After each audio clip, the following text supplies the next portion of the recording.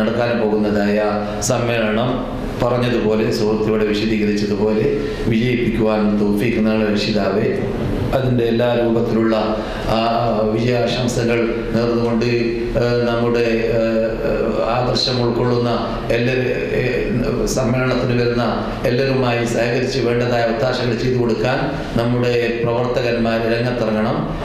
ഇതൊരു പ്രത്യേക സംഘടനയ്ക്ക് വേണ്ടിയോ ഒരു പ്രത്യേക ഗ്രൂപ്പിന് വേണ്ടിയോ ഉള്ളതല്ല, മറിച്ച് ഇത് മദീനയിൽ താമസിക്കുന്ന മലയാളികൾ ഉണ്ടാക്കുന്ന ഒരു സമ്മേളനമാണ്.